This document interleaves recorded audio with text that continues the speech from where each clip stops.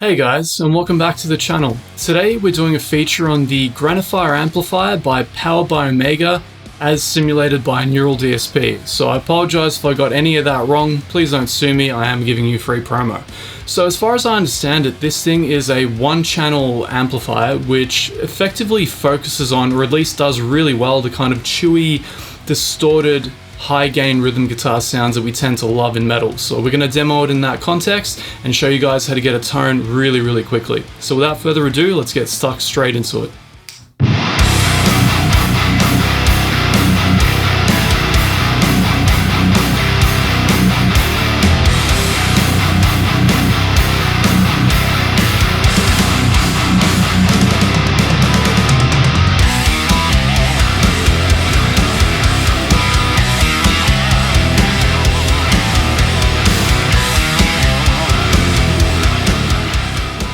Alright, so here we are in the session. First of all, I'd like to thank my friend Ola Englund for providing the tracks from his album Cinder for us to use for this. This track is absolutely perfect, down-tuned, mid-paced, and ideal complement to this amp. So let's get to it. This is how the amp boots up, and let's take a listen to it.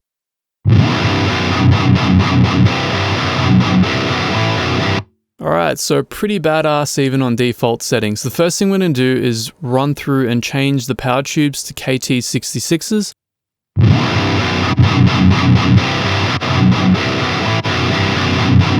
You hear that opens up the top end, makes it a lot more aggressive, a lot better for that kind of death metal-y vibe we're going for.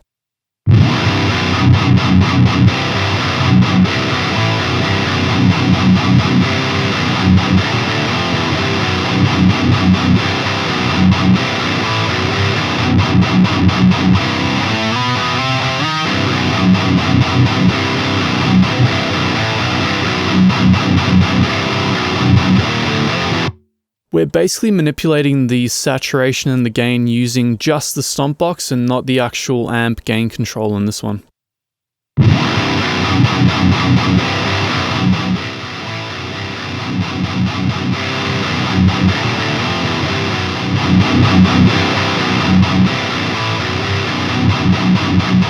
So you pick up some additional mid-push and squish from the level control here. You have to kind of finesse it until it's giving you the mid-excursion that you want. Around about 1 o'clock I think is good for me here.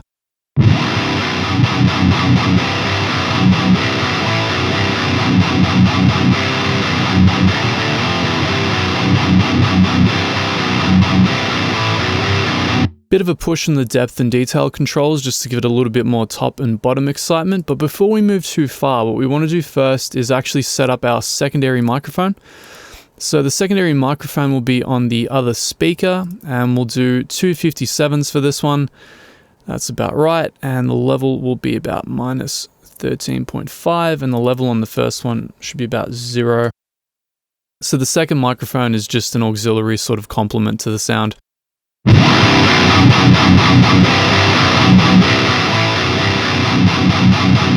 You can hear we picked up a bit of extra level from that.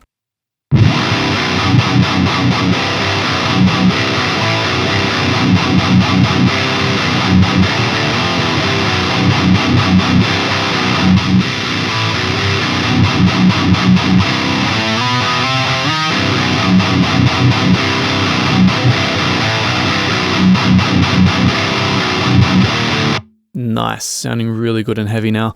So one thing we're going to try and do is use the post EQ to remove some of the excess junk from the tone. So notably we have a bit too much at about 16k. You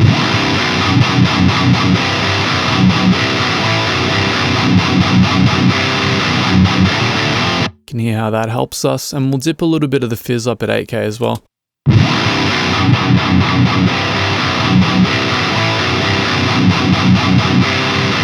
Just not too much.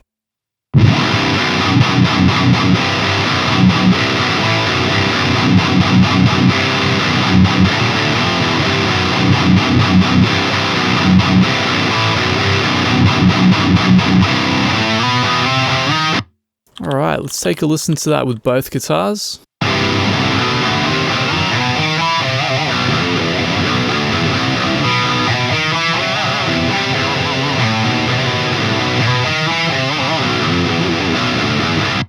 So that's pretty damn badass. Now we're going to do a little bit of post EQ and a little bit of post multiband compression just to finalize it. And I'll just run you guys through what we've done here. Just a simple high pass at 84 Hertz. We've got a bit of a low mid dip at about 206 Hertz, and that's for the cab thump. We've got a little bit of a mid dip at about 790. A little bit of high mid dip at about 3K and 2.6, fizz reduction at about 5.2K, and of course the ever-present low-pass filter. This one's really important for this amp. It's got a lot of fizzy stuff going on the top end. The moment you roll that off, it's going to sound a lot more rounded, a lot thicker, a lot nicer on the downtuned stuff. So let's take a listen to the song with all of our processing.